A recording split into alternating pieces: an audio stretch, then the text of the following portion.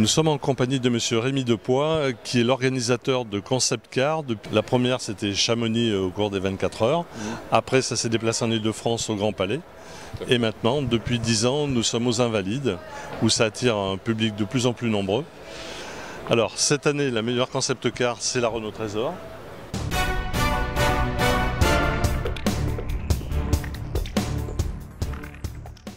Effectivement, la Renault Trésor qui a été élue plus beau concept car de l'année et qui le mérite bien parce que c'est une voiture très exceptionnelle et qui symbolise bien l'image que nous voulons donner pour ce festival automobile, c'est-à-dire des voitures de rêve, de grands désirs, d'émotion, et c'est vraiment, voilà, c'est la voiture d'exception par excellence, avec une créativité absolument extraordinaire, et on est très fiers de la voir. Mais c'est pas la seule. Derrière nous, voilà. Nous avons une Jaguar 4x4 électrique. Alors, là, on peut dire que Jaguar renverse les codes. Alors, Jaguar se lance dans le 100% électrique. C'est une voiture qui va être commercialisée en 2018. C'est une grande innovation. On est très heureux d'accueillir cette voiture parce que c'est sa première sortie européenne. Donc, le public va pouvoir l'admirer. Mais c'est effectivement un SUV avec des caractéristiques propres à Jaguar, mais surtout électrique, ce qui est non seulement une voiture très réussie, très belle, mais aussi avec un exploit technique, parce que 100% électrique avec une autonomie très importante. Le festival est très heureux de l'accueillir. Et quel regard vous portez justement sur le monde automobile? On a toujours, c'est un peu récurrent en France, que dire l'automobile va mal. Pourtant non, on le voit au cours du mondial ou des organisations comme la vôtre, que ça attire de plus en plus de public. Tout à fait. Donc, à Paris, même si l'automobile et les automobilistes sont plutôt malmenés ces derniers temps, nous on essaye de maintenir cette passion, cette vibration autour de l'automobile.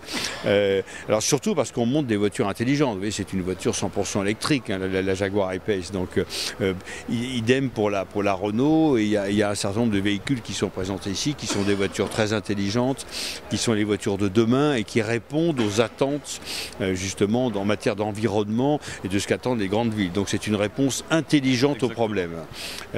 Voilà, donc mon regard, il est parfois désolé de cette ambiance que nous avons, en particulier en France, parce que c'est pas dans d'autres pays la même.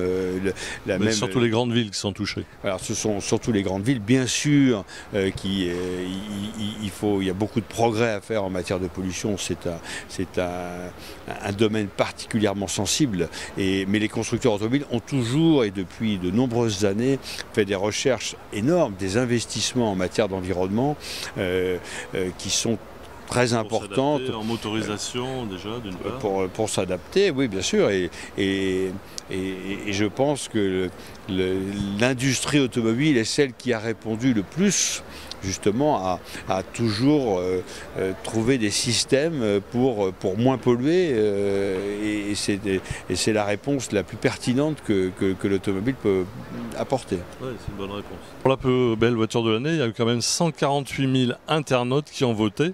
C'est un vote très démocratique et c'est cette superbe Alfa Romeo qui a été choisie par les internautes, encore une fois.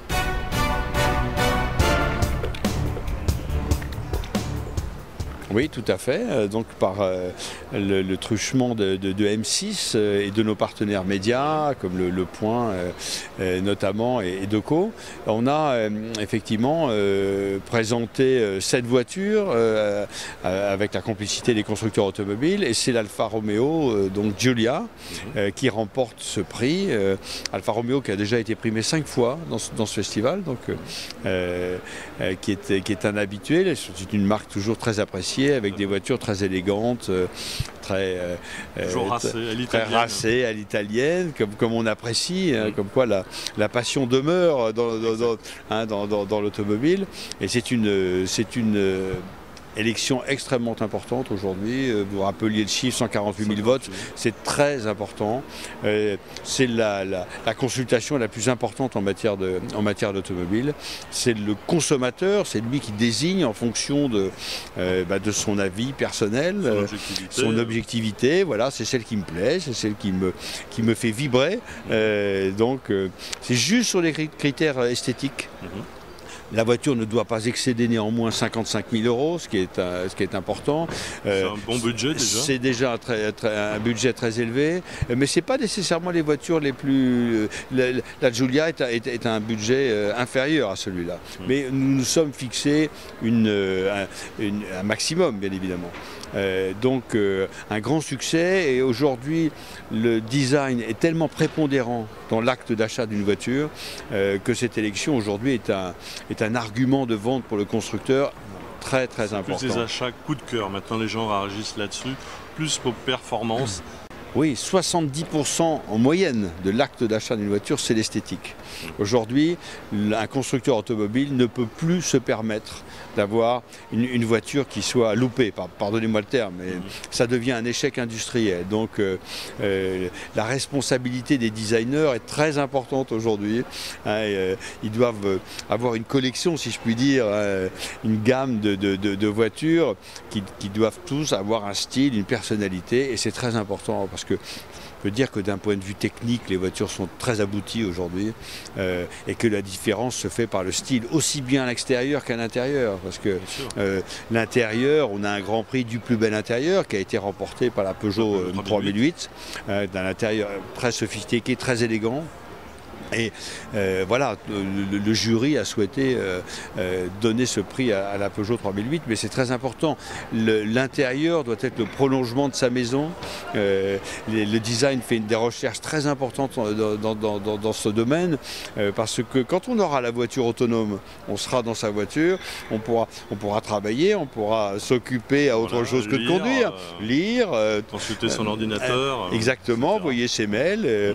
Et donc, il faudra que l'intérieur soit plus sophistiqué, avec des matières, avec des systèmes qu'on a chez soi et qu'on va retrouver dans sa voiture. Exactement. Donc c'est très important à l'intérieur aussi. Bien. Monsieur Despois, merci. Merci à vous aussi.